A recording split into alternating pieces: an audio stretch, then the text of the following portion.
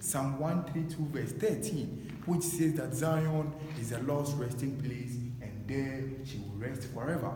So indeed, if we truly have heaven and hell, perhaps they are trying to teach us about the concept of heaven and hell. I don't see the reason why others must be up there claiming they were worshiping God. Others too were in here dying and suffering. They slept around their own mess.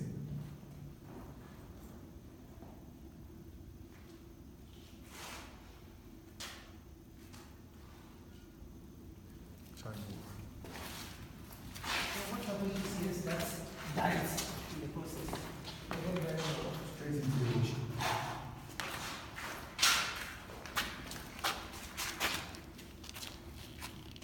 Alright, so like I said earlier on, with the exception of the first chamber, that was where we stood on the original floor.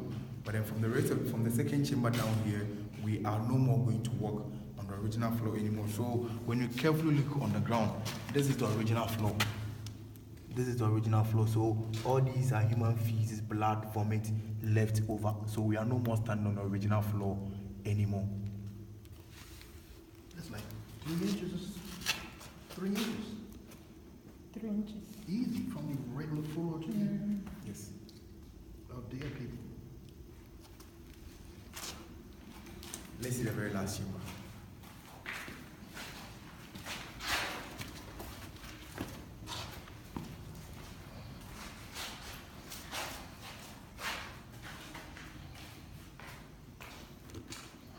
Alright, so this side is a large chamber. So as you can see, this part of the chamber, it is a bit brighter as you compare to the rest of the chambers because of this very hole up here. This side of the chamber was known as the sorting room because the slaves were bought by different slave masters. When the ships are in for them to move, they had to sort them out according to their owners. At the same time, also sorted the weaker ones out. The weaker ones will be placed this way for doctors to examine them, and then the stronger ones continues with the journey. After the sorting has been done, the stronger ones wouldn't move back towards the main entrance, but then the exit point from this side was through a tunnel. Behind this wall, there was an underground tunnel, very big and then very wide, about 72 meters from this side. The stronger ones would have to move through this underground tunnel.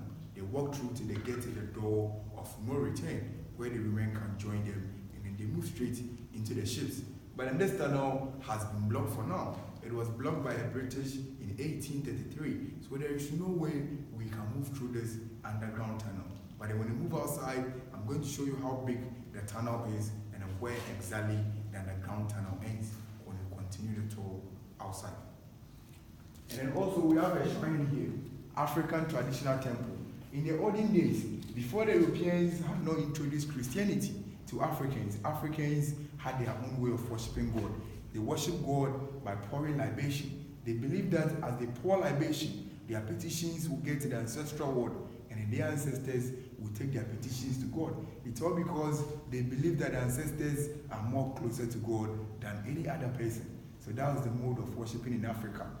But then in Cape Coast here, we have 77 of such shrines in Cape Coast here. But in this very one you see over here, it was here before this castle was built. After the castle was built, the British were denying our forefathers from worshipping from this side. So they had to perform a sacrifice and they take the shrine from here to another place. So later on, when the trade ended in the castle, they again performed another sacrifice and then brought it back to its original position as we can see now. But then when the slaves were in here, this shrine wasn't here at that time. And then we also have some flowers in here. These flowers were placed here by the African Americans. The black Americans are descendants of slaves. So anytime they visit this castle, they try as much as possible to come along with these flowers. They place them in here in memory of their late brothers and sisters who lost their lives during the trade. But then these flowers are mostly placed here during Pan-African Historical Theatre Festival, Panafest, or Emancipation Day. That is when these flowers are mostly placed here to remember their late brothers and sisters who lost their lives during the trade.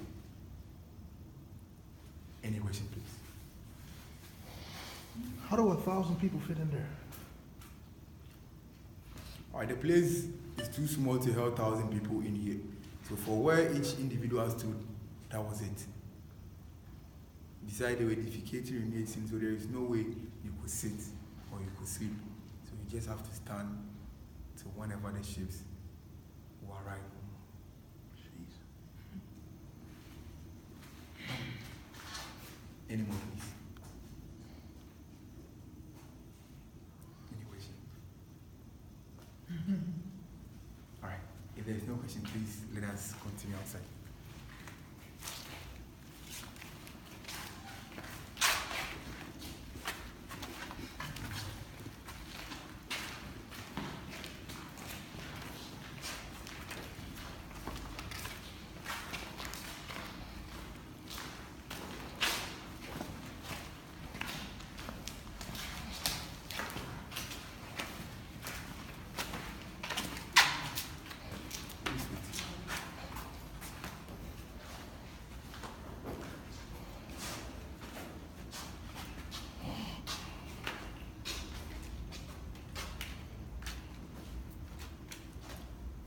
Please, can you put out your flashlight?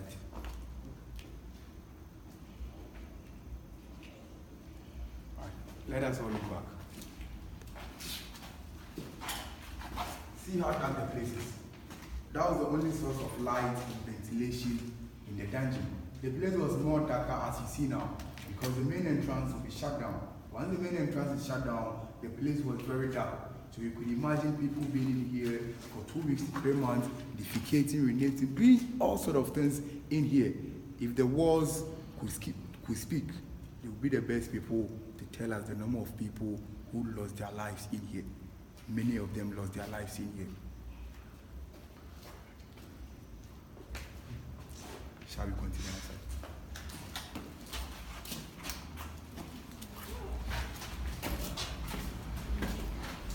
So after being in there for 2 straight weeks Yes. or months, how you supposed to? I mean, you're coming out now and your eyes are hurt.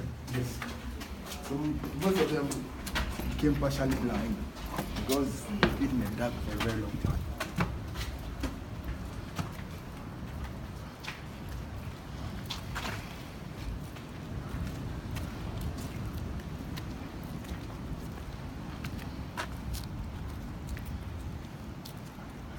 All right. So the whole of this area was known as the courtyard of the castle or the graveyard of the castle. There are lots of people abiding here, but then during the excavation works in 1996, only 4 of them were identified. The very one over here and the 3 separated from the one. The one over here is called Reverend Philip Kwaku. Reverend Philip Kwaku was born in Cape Coast here in 1741. His father was a slave master. His father sells people out to the British. So due to his father's activeness in the trade, he was given a scholarship to study in England together with 2 boys, William and then Thompson. But then when they got to England, so unfortunately, William and then Thompson lost their lives in England. So Philip Kwaku has to study in England alone. He was the first African to be ordained as an Anglican priest in England. Later on, returned back to the castle, worked in here as a missionarist, and then established the castle schools for the mulattoes. Died in 17th of October, 1816. Please look up here. 3 windows open right on top of the dungeon. Please can you see 3 windows right on top of the dungeon? That was a church. So while Philip Kwaku was up here preaching the word of God, his fellow Africans were also in the dungeons, dying and suffering. So this is a black man, Yes. and his preaching that his black people are down below. Yes. The remaining 3 over here, all European graves. The first one up here, he is called C.B. Whitehead. C.B. Whitehead, he was a military soldier in the castle, died in 1812 when the Dutch and then the British had confrontation in the castle and he was shot down. And then the third one at the extreme end, Captain George MacLean. Captain George MacLean was a Scottish, born on 24th February 1801. He was a governor in this castle, worked in here for so many years. He was the first person to establish the first court of justice in the country. There's a room up here known as the MacLean's Hall. That is where the court system started. He was the same person who also ensured that the underground tunnel I talked about has been blocked. Also succeeded in bringing the Fantis and the Ashantis together to sign a peace agreement not to fight again. Died in 1847. And then finally the last one in the middle, Letitia Elizabeth London, Captain George MacLean's wife. She traveled from England to this castle to visit her husband in 1838. But in 2 months after arrival in the castle, she was found dead in the husband's bedroom holding a bottle. Nobody knew what killed Letitia, very controversial one. But there were some rumors concerning her death. Others were saying that when Letitia got in here, she realized that the husband was having an affair with another lady from Accra called Ellen Bannerman. So out of jealousy, Letitia poisoned herself.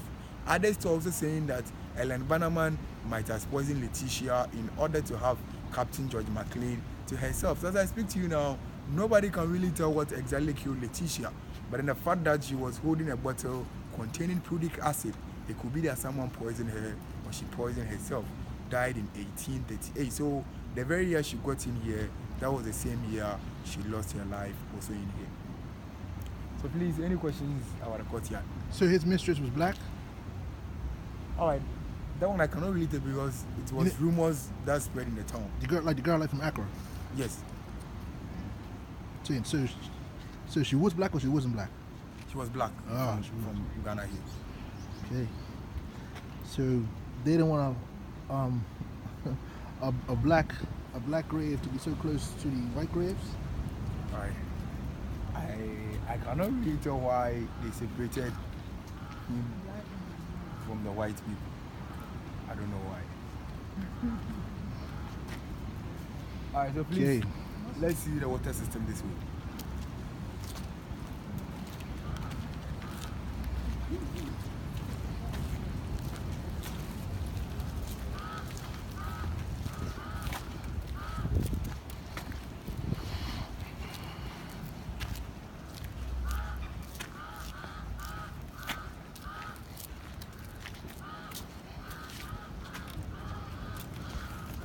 Alright, please, you can have a look at it, but then hold your gadgets very firmly. Alright, it's a water reservoir. A water reservoir. During the time of slavery, there was nothing like pipe-borne water in here. So they had to create this over here. Anytime it rains, they would have to store the rainwater in here. That was the water they were using for cooking, for bathing, for everything in the castle in here. But as I speak to you now, it has been connected to pipe-borne water, as you can see from this side. So sometimes we do open this tap to fill this water reservoir, so that whenever that we have shortage of water in the town, the people who live very closer to the castle can come in here and fetch water back home. Yes, it's 18 feet deep. I see, bro. Unmute your devices. Unmute your devices.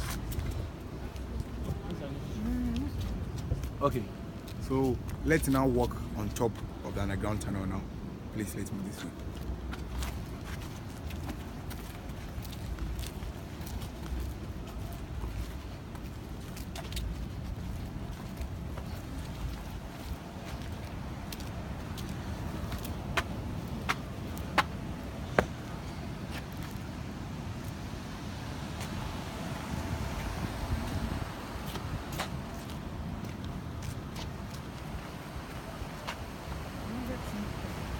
Okay, so we are now right on top of the underground tunnel now. Please, let's look this way. From where we have the black window to where we have the staircase at this very end. That is how long the underground tunnel is. But I'll still show you parts of the tunnel. These are called canals. The round balls this way are also called cannonballs. Because the trade was very successful, very profitable in here, the Europeans were fighting among themselves. Everybody wanted to occupy this castle. The Portuguese, the Swiss, the Dutch, the British themselves. So finally, when the British settled in here, they decided to protect the castle with these cannons we see up here. So whenever there are unknown ships approaching the castle, the soldiers in here, all they have to do is to destroy it. They just pick one of the cannonballs, insert it at the mouth over here, and at the bottom here, they place in a gunpowder. And then they light it. So as the gunpowder burns and then touches the cannonball inside the cannon, the ball automatically leaves the cannon. The balls are made with metals. During those days, ships were made with wood. So once the metal ball hits the wooden ship, it's going to get broken. Water moves into the ship gradually, and then it settles down. So all these cannons line up here. They were all placed here to protect the castle from their enemies. Any questions? Alright, so please, if there are no questions to be asked, I'm giving you 120 seconds. Take 1,000 pictures within 120 seconds, and then we'll continue with the tour.